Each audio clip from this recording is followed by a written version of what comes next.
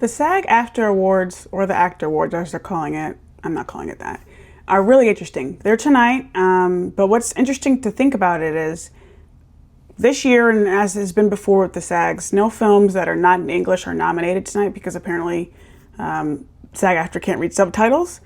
So several people who are nominated for Oscars are not represented at SAG tonight. And a lot of those people have good chances of winning the Oscar.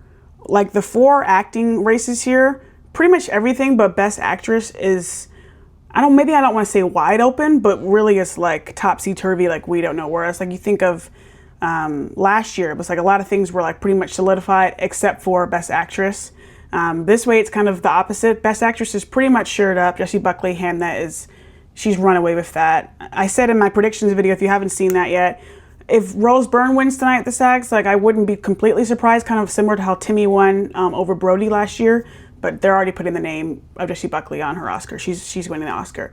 But the other 3 categories, Best Actor and then the supporting categories especially, are really just like, whoa, what's going on? I think especially after the BAFTAs with Wunmi Osaka winning for Best Supporting Actress and Sean Penn winning for Supporting Actor, it really kind of throws like everything up in the air.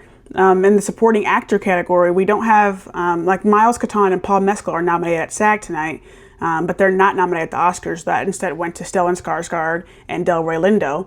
Stellan Skarsgård won the Golden Globe, so he's still in the mix. Delroy Lindo, some people are maybe saying, like, with Sean Penn winning the BAFTA last week, he could maybe slip in there because there's like no consensus. Jacob Elordi is nominated at SAG tonight, not the Oscars. He won the Critics' Choice. That's kind of in the air still.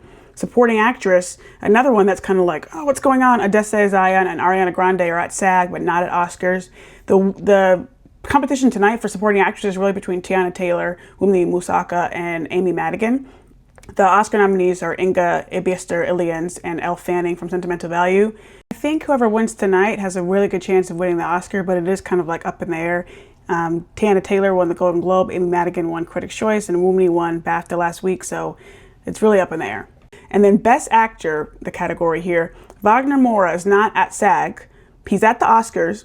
Him and Timothée Chalamet both won the Golden Globe. There's a good chance that Wagner Moura could win the Oscar. It's up in the air. Timothée Chalamet, if he wins tonight, of course, that's going to be really big for him. But if he does not win tonight, some people are saying maybe Michael B. Jordan could win tonight. I don't know.